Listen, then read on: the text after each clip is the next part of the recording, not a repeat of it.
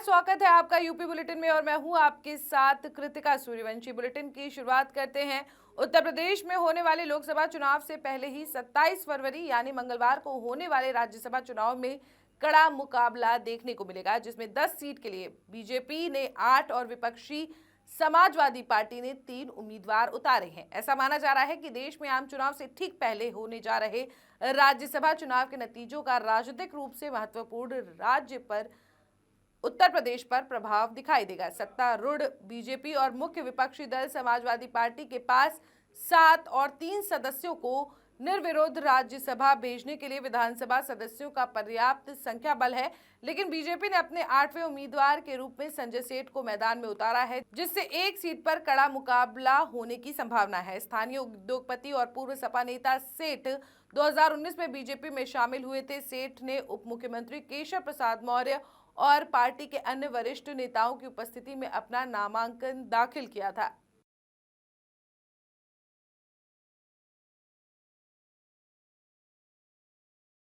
रक्षा मंत्री राजनाथ सिंह ने सोमवार को दावा किया कि मार्च के दूसरे सप्ताह में प्रधानमंत्री नरेंद्र मोदी देश की जिन परियोजनाओं का लोकार्पण करेंगे उसमें लखनऊ की रिंग रोड परियोजना भी शामिल होगी।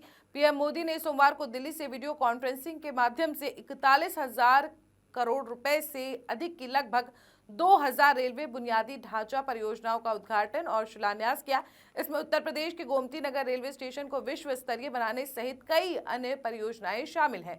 इस मौके पर गोमती नगर में आयोजित एक समारोह को संबोधित करते हुए स्थानीय सांसद एवं रक्षा मंत्री राजनाथ सिंह ने कहा कि लखनऊ संसदीय निर्वाचन क्षेत्र के विकास का जहां तक प्रश्न है, इसके बारे में बहुत विस्तार से बताने की आवश्यकता नहीं है। लोगों को इसका अनुभव हो रहा है। यहाँ पर कुछ 1 या 2 पुल का निर्माण जारी है। 8 या 9 पुल स्वीकृत हैं, जिन पर काम शुरू किया जाना है। इसके साथ ही 104 किलोमीटर की 8 लेन वाली रिंग रोड का निर्माण हो रहा है। इसमें विलंब हुआ है, लेकिन अगले 3-4 दिन में काम पूरा हो जाएगा। मार्च के दूसरे सप्ताह में जब प्रधानमंत्री देश की परियोजनाओं का लोकार्पण करेंगे तो उसी दौरान लखनऊ की रिंग रोड का भी लोकार्पण किया जाएगा। इसीलिए मैंने फैसला किया था कि अब चूंकि हमारा संसदीय निर्वाचन क्षेत्र है, थोड़े ही समय के लिए क्यों न हो, आज मेरी व्यस्तता थी, फिर भी मैंने तय किया कि मैं थोड़े ही समय के लिए क्यों न हो, लेकिन मैं जाऊंगा और साथ ही इसका भव्य स्वरूप अब प्रत्यक्ष पुनः अपनी आंखों से मैं देखना चाहूंगा। इसलिए आज यहां पर मैं उपस्थित हूं और सारे अपने ऑफिशियल, सारे हमारे रेलवे विभाग के जितने भी हमारे अधिकारी हैं, जिन्होंने पूरी रुचि ली है इस काम को, इस प्रोजेक्ट को पूरा करने में, उन सबको मैं अपनी तरफ से हार्दिक बधाई देता हूं। और इसके अतिरिक्त हमारे जितने इंजीनियर्स और हमारे जितने यहां पर बैठे हुए हैं, हमारे कर्मचारी भाई, हमारे मजदूर भाई, जिन्होंने अपना पसीना बहाया है इस गोमती नगर रेलवे स्टेशन के विकास में, उन सभी को मैं अपनी तरफ से हार्दिक बधाई देता हूं। सभी का योगदान है। इसके निर्माण में पैसे का ही महत्व नहीं है, बल्कि हमारे कर्मचारी भाई, मजदूर भाई, जिन लोगों ने अपना पसीना बहाया है, उनके पसीने का भी महत्व है। उनके इस पसीने का भी मैं अभिनंदन करता हूं यहां पर, और उन सबको मैं अपनी तरफ से बधाई देता हूं। और अभी कुछ छात्र और छात्राओं ने बहुत अच्छे चित्र उन्होंने बनाए थे। ये हमारी साक्षी सिंह, महक रावत, रुचि गौड़, शिखा कुमारी, शावी शर्मा, चावी वर्मा और हर्ष यादव, इन बच्चों ने बहुत अच्छे चित्र बनाए हैं। उनको यहां पर पुरस्कृत भी किया गया है। और एक बच्चे ने तो कोई एक आर्टिकल लिखी है, शायद लेख भी इसने लिखा है, जो बतला रहा था। इन सारे बच्चों को मैं अपनी तरफ से शुभकामना देता हूं, आशीर्वाद देता हूं। और अब चूंकि 12-20 होने जा रहे हैं, इसलिए इससे ज्यादा मैं बोलने का मैं समझता हूं कोई औचित्य नहीं है। और लखनऊ संसदीय निर्वाचन क्षेत्र के विकास का जहां तक प्रश्न है, उसके बारे में भी बहुत विस्तार में जाकर मुझे बताने की आवश्यकता नहीं है। लोगों को स्वयं अनुभव इसका हो रहा है, होगा कि लखनऊ में विकास हो रहा है कि नहीं हो रहा है। नहीं, मैं पूछ नहीं रहा हूं, ये स्वयं ही लोगों का अनुभव होगा। और मैं यह भी आपको जानकारी देना चाहता हूं यहां पर कुछ फ्लाईओवर 1 या 2 उनका अभी और काम चल रहा है और इसके अतिरिक्त 8 या 9 फ्लाईओवर और स्वीकृत हैं जिन पर कि काम होना शेष है और इसके अतिरिक्त 104 किलोमीटर की 8 लेन की रिंग रोड उसका भी निरीक्षण जब मैं पिछली बार आया था तो करने के लिए गया था क्या प्रोग्रेस है काम की तो उसका भी निरीक्षण मैंने किया था।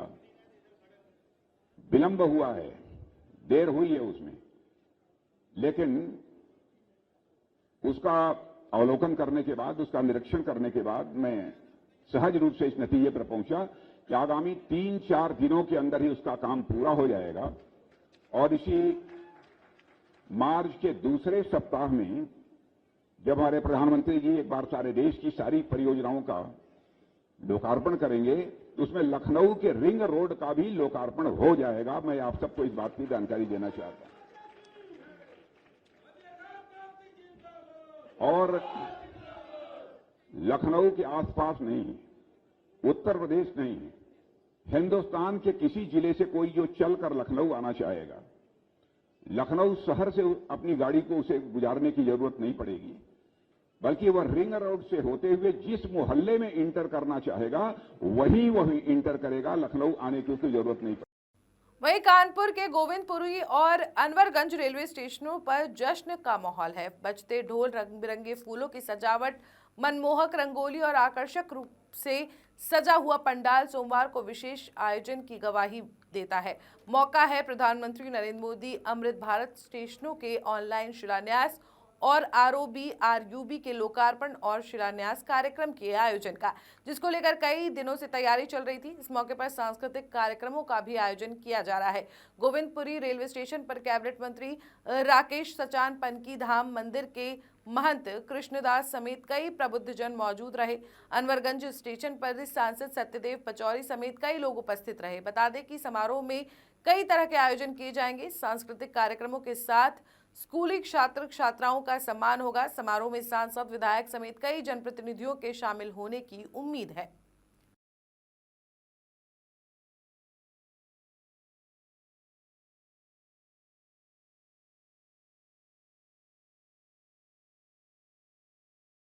वहीं अगली खबर गाजीपुर से है, जहां सांसद अफजाल अंसारी ने बयान देते हुए सपा कार्यकर्ताओं को हनुमान जबकि बीजेपी और मोदी को मारीची और रावण बताया है।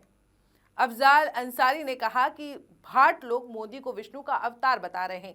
आगे अफजाल अंसारी ने बयान देते हुए कहा कि इन्हें भगवान मत कहिए, ये भेष बदलने वाले लोग हैं, इन्हें मारीची और रावण कहिए।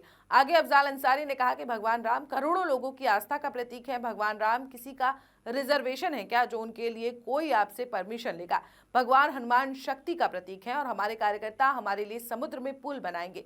आगे उन्होंने कहा कि कार्यकर्ता किसी भी दल की रीढ़ होते हैं। इस दौरान अफजाल अंसारी ने बगैर नाम लिए बसपा और मायावती पर भी निशाना साधा। उन्होंने कहा कि अफसोस है कि हम जिसके हाथ में हाथ डालकर चल रहे थे उन्होंने संकट में हाथ छुड़ा लिया, जबकि अखिलेश यादव को संकट में हमदर्दी रखने वाला बताया। उन्होंने कहा कि हम धन्यवाद देंगे अखिलेश जी को जिन्होंने संकट की घड़ी में मेरे कंधों पर हमदर्दी का हाथ रखा। कार्यकर्ता किसी दल की रीढ़ की हड्डी होता है और वो मन बना ले। भगवान राम जब समुद्र पर पुल बनाने गए तो उन्हीं ने बनाया था, तो वो सब हनुमान बन गए थे। उसको समुद्र बांध दिया गया। तो पिछले चुनाव के बाद से लगातार सरकारी मशीनरी का दुरुपयोग करके हमारे साथ जो जाति और उत्पीड़न किया गया, गाजीपुर की जनता इसे देखती रही, वो पीड़ा महसूस करती रही। उसकी हमदर्दी हमारे साथ है और कल भी थी। लेकिन अफसोस ये है कि जिनके हाथ में हाथ डाल के हम चल रहे थे, उन्होंने संकट की घड़ी में हाथ छोड़ा लिया। लेकिन हम धन्यवाद देंगे माननीय अखिलेश यादव जी को, समाजवादी पार्टी के राष्ट्रीय मुखिया को, जिन्होंने इस संकट की घड़ी में मेरे कंधों पर एक हमदर्दी का हाथ रख दिया। हालांकि आप लोगों ने बहुत भड़काया कि अफजाल अंसारी जैसे बदनाम आदमी को अखिलेश यादव ने हमारे नाम पे बदनामी नहीं जुटा पाते थे तो आप लोग बोलते थे मुख्तार अंसारी के भाई अफजाल अंसारी को। मैं मुख्तार अंसारी से 10 साल बड़ा हूं। मैं जब विधायक हो गया था तो अभी वो फुटबॉल हाफ पैंट पहन के खेलता था। वहीं उत्तराखंड के पूर्व मुख्यमंत्री त्रिवेंद्र सिंह रावत शाहजहांपुर पहुंचे। यहां बीजेपी के पदाधिकारी ने उनका गर्मजोशी के साथ स्वागत किया। इस दौरान उन्होंने कांग्रेस नेता राहुल गांधी को जमकर निशाने पर लिया। उन्होंने कहा कि आज पूरा देश राहुल गांधी से नफरत कर रहा है। देश की जनता राहुल गांधी को ठुकरा रही है। उन्होंने कहा कि भारत के पीएम आज पूरे विश्व में सम्मान की दृष्टि से देखे जाते हैं और वो दुनिया के सबसे लोकप्रिय नेता हैं, लेकिन राहुल गांधी अपने देश में ही प्रधानमंत्री की छवि को खराब कर रहे हैं। राहुल गांधी के यूपी के युवाओं को नशेड़ी कहे जाने के सवाल पर उन्होंने कहा कि खुद राहुल गांधी को अपने गिरेबान में झांक कर देखना चाहिए कि वो खुद क्या है। राहुल गांधी ने यूपी के युवाओं का अपमान किया है, उन्हें यूपी के लोगों से माफी मांगनी चाहिए। तो भाई नशेड़ी गंजेड़ी अगर हुए हैं तो राहुल गांधी जी ये समस्या का समाधान नहीं जो आप कह रहे हैं, और उनको ये बात कहने से पहले स्वयं के गिरेबान में देखना चाहिए। पर उपदेश कुशल बहुतेरे, ऐसा नहीं चलेगा। पहले आप तो आत्मसात करिए किसी चीज़ को, तब दूसरों को उपदेश दीजिए। राहुल गांधी ने उत्तर प्रदेश के नौजवानों का एक तरह से अपमान किया है। ये उनको नशेड़ी गंजेड़ी कहते हैं। वहीं ज्ञान व्यापी तहखाने में काशी विश्वनाथ मंदिर न्यास को पूजा का अधिकार सौंपने के जिला जज वाराणसी के आदेश के खिलाफ दाखिल अपील को इलाहाबाद हाईकोर्ट ने खारिज कर दिया है। ये फैसला इलाहाबाद हाईकोर्ट के न्यायमूर्ति रोहित रंजन अग्रवाल अंजुमन इंतजामिया मसाजिद कमेटी की तरफ से दाखिल अपील पर सुनाया।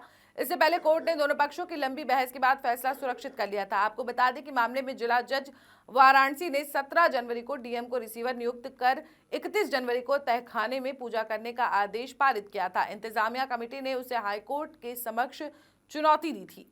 आज माननीय इलाहाबाद हाईकोर्ट ने जो अंजुमन इंतजामिया की दोनों याचिकाएं थी, फर्स्ट अपील फ्रॉम ऑर्डर, जिसमें उन्होंने 17 जनवरी के ऑर्डर को चैलेंज किया था और 31 जनवरी के ऑर्डर को चैलेंज किया था, आज वो दोनों याचिकाएं माननीय इलाहाबाद हाईकोर्ट ने डिसमिस कर दी हैं। तो इसका अर्थ ये है, इसका निष्कर्ष ये है कि जो पूजा वहां पे चल रही है वो नियमित रूप से चलती रहेगी। जी बिल्कुल, हम लोग सुप्रीम कोर्ट में कैविएट दाखिल करेंगे।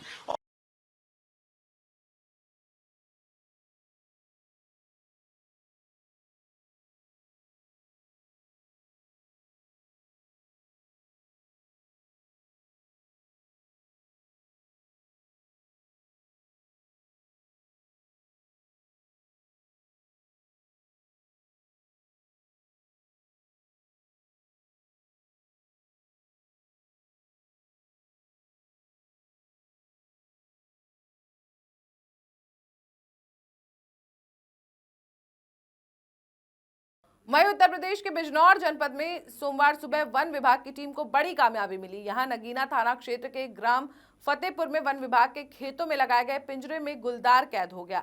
ग्रामीणों का आरोप है कि पिछले काफी दिनों से गुलदार का भय गांव में बना हुआ था। आपको बता दें कि सूचना मिलने के बाद वन विभाग की टीम मौके पर पहुंची और ग्राम फतेहपुर के प्रधान सोनू सिंह ने बताया कि पिछले दिनों गुलदार ने कई जानवरों पर हमला कर उन्हें घायल कर दिया था। गाँव में गुलदार की दस्तक के बाद ग्रामीणों की मांग पर वन विभाग की टीम ने पदम सिंह के खेत पर एक पिंजरा लगा दिया था। उसके बाद गुलदार धोखे से पिंजरे में कैद हो गया।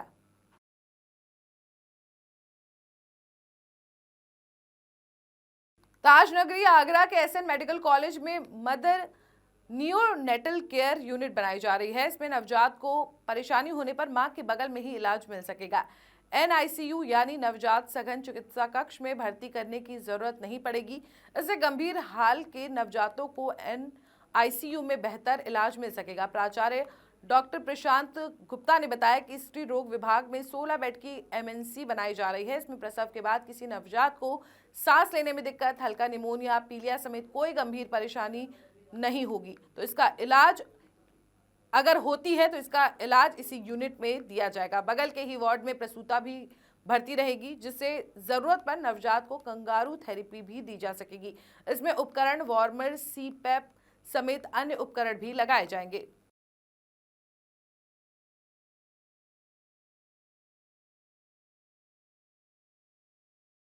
आगरा में सोमवार की सुबह एक शव नहर में तैरता मिला। गांव वालों ने देखा तो सूचना पुलिस को दी। सूचना पर पहुंची पुलिस ने शव को बाहर निकलवाया, उसे कब्जे में लेकर पोस्टमार्टम के लिए भेजा है। साथ ही मौजूद लोगों से बात करके जानकारी जुटाई। घटना मलपुरा थाना क्षेत्र के जखोदा गांव रोहता नहर की है, जहां सुबह ग्रामीण खेत की तरफ गए तो उन्हें नहर में तैरता शव दिखाई दिया। खबर फैली तो मौके पर लोगों की भीड़ लग गई। सूचना पुलिस को दी गई। सूचना पर पुलिस मौके पर पहुंची। पुलिस ने लोगों की मदद से शव को पानी से बाहर निकलवाया। मौजूद लोगों से बात करके जानकारी ली। हालांकि अब तक शव की शिनाख्त नहीं हो पाई है। पुलिस आसपास के गांव, थाने, चौकियों में फोटो भेजकर शिनाख्त कराने के प्रयास में जुटी हुई है। मृतक की उम्र करीब 40 वर्ष आंकी जा रही है।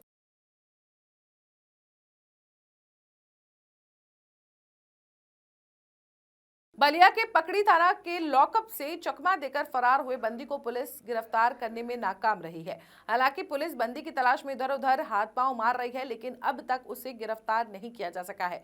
जैसे जैसे समय बीत रहा है, पुलिस की सांसें फूल रही हैं। वहीं पुलिस ने अभियुक्त राजकुमार चौहान उर्फ हैंडल और मौजूद होमगार्ड रामजी यादव के खिलाफ मुकदमा दर्ज कर लिया है। आपको बता दें कि बुधवार की रात पुलिस ने गश्त के दौरान उक्षी नहर के पास से 2 संदिग्ध युवकों को असलहे के साथ गिरफ्तार किया था, जिसमें बांसडीह कोतवाली क्षेत्र के नारायणपुर निवासी राजकुमार चौहान और बांसडीह रोड थाना क्षेत्र के शंकरपुर निवासी पंकज यादव शामिल थे।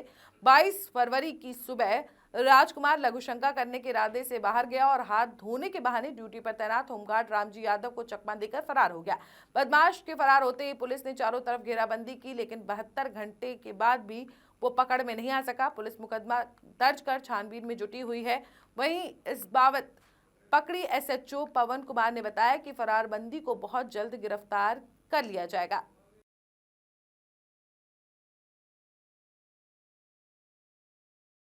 वहीं हमीरपुर में 2 स्कूटी सवार युवकों को रोडवेज बस ने सामने से सीधी टक्कर मार दी, जिसके बाद उन्हें आनन फानन में अस्पताल में भर्ती कराया गया, जहां डॉक्टरों ने उन्हें मृत घोषित कर दिया। आपको बता दें कि हमीरपुर जिले की मुस्कुरा थाना क्षेत्र में 2 युवक रोहित और पुष्पेंद्र अपनी स्कूटी से बिहुनी गांव की तरफ जा रहे थे।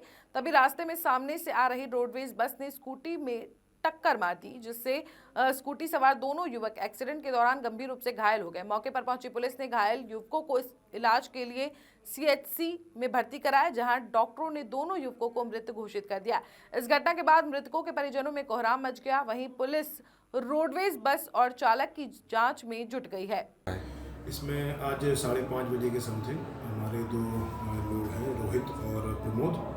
दूसरे हैं आपके पुष्पेंद्र और श्याम नारायण दुबे। इनका एक्सीडेंट हुआ है रोडवेज बस से और ये लोग स्कूटी से जा रहे थे। उसमें इनको गंभीर चोटें आई हैं, जिसमें ये ऑन द स्पॉट मृत्यु हो गई है। इनका पंचनामा भर के पुलिस को पीआई भेज दी गई है और आगे पोस्टमार्टम की कार्रवाई कराई है। कौन लेके आया था हॉस्पिटल? इसको पुलिस वाले लेके आए थे, 112 डायल से लेके आए थे।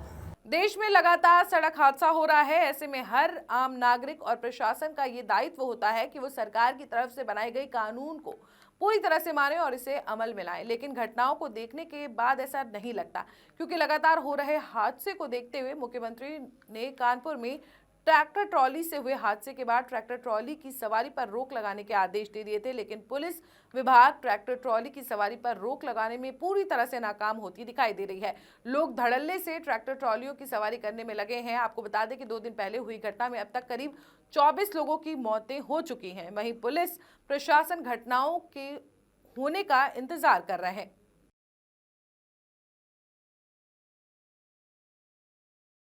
कानपुर के बिठूर थाना क्षेत्र के मंधना बिठूर रोड पर बने फार्म हाउस का मामला है, जहां 3 अज्ञात हमलावरों ने गोलीबारी की घटना को अंजाम दिया। वहीं इस गोलीबारी की घटना में 2 युवक घायल हो गए, जिसे आनन फानन में भर्ती कराया गया अस्पताल में, जहां डॉक्टरों ने एक की हालत को गंभीर बताया है। वहीं इस घटना के बाद इसकी सूचना पुलिस को दी गई। सूचना मिलते ही मौके पर पहुंची पुलिस की टीम ने एफआईआर दर्ज कर जांच शुरू कर दी है। ये बिठूर थाना क्षेत्र में एक फार्म हाउस है, जहां 3 लोग गार्ड की नौकरी करते हैं और रात में ही रुका करते हैं। कल रात में भी ये अन्य दिनों की तरह सो रहे थे। 3 बाहरी व्यक्ति आए और इन पे हमला किए और उसी दौरान एक व्यक्ति जो धर्मेंद्र जिनका नाम है, उनको गोली लगी है और वो गोली पीठ पे लगी है। फिलहाल वो हॉस्पिटल में एडमिट हैं और डॉक्टर ने बताया है कि वो खतरे से बाहर हैं, उनकी स्थिति ठीक है। अन्य 2 लोग जो हैं उनका उपचार कराकर वो बाहर आ गए हैं। इनके भाई के द्वारा एक तहरीर दी गई है, जिसमें उससे सुसंगत धाराओं में अभियोग पंजीकृत किया जा रहा है।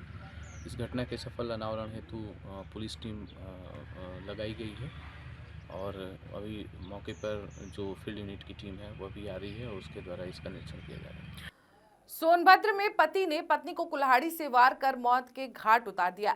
दरअसल म्योरपुर थाना क्षेत्र के लौबंद गांव में 100 रुपए ना देने से नाराज पति ने सोती पत्नी के ऊपर कुल्हाड़ी से हमला कर पत्नी की जान ले ली। वहीं इस घटना के पीछे पति के शक्की मिजाज होने को भी कारण बताया जा रहा है। बता दें कि म्योरपुर थाना क्षेत्र के लौबंद गांव निवासी राजेंद्र खरवार रेणुकूट में मजदूरी करता है। वो नशे का आदी है। उसकी पत्नी देवंती भी मजदूरी कर परिवार का भरण पोषण किया करती थी। देर शाम पति ने देवंती से 100 रुपए मांगे। पत्नी ने पैसा देने से इनकार कर दिया। इससे गुस्साए राजेंद्र ने देवंती की पिटाई की और फिर कहीं चला गया। रात में घर आने के बाद सभी जब खाना खाकर सोने चले गए तो भोर में करीब 3 बजे राजेंद्र उठा और घर में रखी कुल्हाड़ी से पत्नी पर हमला कर दिया। एक के बाद एक 3 प्रहार से देवंती लहूलुहान हो गई। वहीं घटना के वक्त 3 बच्चे भी पास में ही मौजूद थे। बेटी सुनीता आसपास के लोगों से मदद मांगने गई और मां को म्योरपुर सीएचसी ले गई, जहां से जिला अस्पताल और फिर वहां से वाराणसी उसको रेफर कर दिया गया। लेकिन रविवार को ट्रॉमा सेंटर में उपचार के दौरान देवंती ने दम तोड़ दिया। वहीं एएसपी त्रिभुवन नाथ त्रिपाठी ने बताया कि महिला का पति शराब का आदी था और पत्नी पर शक किया करता था। दोनों का आपसी विवाद देर शाम को हुआ था। वहीं बच्चों के शोर मचाने के बाद घायल महिला को जिला अस्पताल भेजा गया, जहां से उसे वाराणसी ट्रॉमा सेंटर रेफर कर दिया गया था। ट्रॉमा सेंटर में इलाज के दौरान महिला की मौत हो गई। मौत के बाद वाराणसी में पोस्टमार्टम कराया जा रहा है। वहीं आरोपी को गिरफ्तार कर लिया गया है। कल दिनांक 24/2 को भोर में लगभग 3 से 4 बजे के बीच में राजेंद्र पुत्र देवनाथ खरवार ने अपनी पत्नी देवंती की चरित्र की आशंका बस 3 से 4 बजे के बीच में कुल्हाड़ी के पिछले भाग से मार करके घायल कर दिया था, जिसे जिला अस्पताल ले जाया गया था, जहां से उसे बीएचयू ट्रॉमा सेंटर रेफर